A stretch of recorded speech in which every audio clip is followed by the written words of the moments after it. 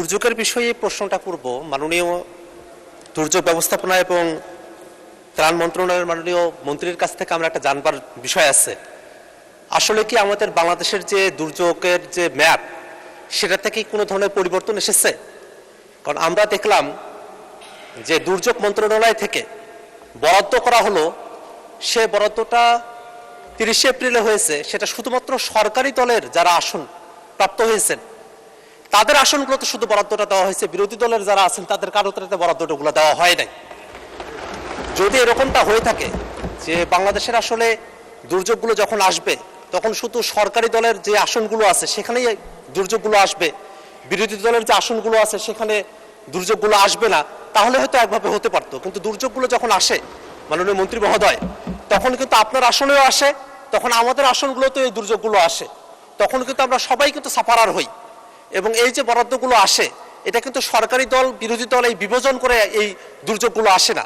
এবং এই দুর্যোগের যে অর্থগুলো বরাদ্দ করা হয়, এই বরাদ্দগুলো কিন্তু করা হয় জনগণের ট্যাক্সের টাকা থেকে, জনগণের থেকে এই অর্থগুলো আহরণ করে তারপরে জনগণের পিছনে এটা বরাদ্দ করা হয়।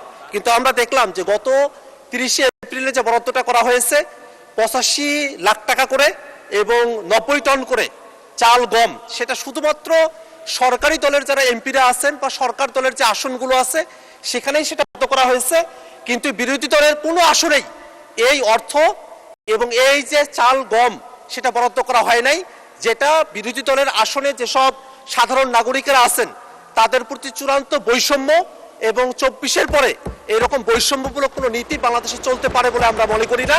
এই কারণে আমরা মাননীয় দুর্যোগ ব্যবস্থাপনা এবং ত্রাণ মন্ত্রণালয়ের মাননীয় মন্ত্রীর কাছে আমরা জানতে চাই যে আসলেই কি বাংলাদেশে দুর্যোগ আসবার ক্ষেত্রে সরকারি দল বিরোধী দলকে বিবেচনা করে আলাদা দুর্যোগের কোনো মানচিত্র তৈরি হয়েছে কিনা, যদি না হয়ে থাকে এই দুর্যোগগুলোকে মোকাবেলা করবার জন্য যে সরকারের তরফ থেকে বরাদ্দগুলো দেওয়া হয় সেই ক্ষেত্রটাতে বৈষম্য দূরীকরণের ক্ষেত্রে দৃশ্যমান কোনো পদক্ষেপ গ্রহণ করা হবে কিনা, এবং কবে নাগাদ বিরোধী দলের যারা আমরা বঞ্চিত হয়েছি, আমাদের আসনের মানুষেরা বঞ্চিত হয়েছে, এই বঞ্চিত মানুষদের বঞ্চনা ঘুচাবার জন্য দুর্যোগ ব্যবস্থাপনা এবং ত্রাণ মন্ত্রণালয় থেকে সমতা ভিত্তিক বৈষম্য দূরীকরণমূলক উদ্যোগ গ্রহণ করা হবে এবং সেটা আসলে দেশের জন্য উপকার হবে।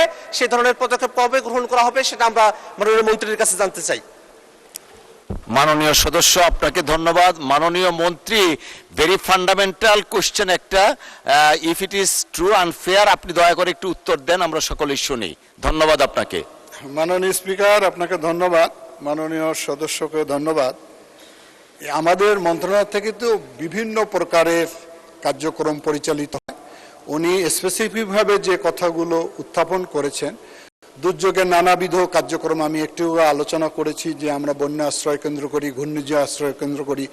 যখন যেখানে দুর্যোগ সংগঠিত হয় জেলা পর্যায়ে প্রত্যেকটা জেলা প্রশাসকের কাছে আমাদের বরাদ্দ দেওয়া রয়েছে জিআর ক্যাশ এবং জিআর রাইস। আর উনি টিআর কাবিখার কথা বলেছেন, যে সমস্ত এমপি মহোদয়রা আমাদের কাছে চাহিদা পত্র দেয় সেখানে আমরা বরাদ্দ দিয়ে থাকি। আমার মনে হয় যে কাল পরশুর মধ্যে ওনারা ওনাদের বরাদ্দ পেয়ে যাবেন। ধন্যবাদ। আপনারাও পেয়ে যাবেন, আপনারাও পেয়ে যাবেন। ধন্যবাদ আপনাদের। আপনার পরশুর মধ্যে যারা চাহিদা পত্র দিয়েছেন তাদেরকে আমরা বরাদ্দ দিয়েছি, ইনশাল্লাহ পেয়ে যাবেন। ধন্যবাদ আপনাদের।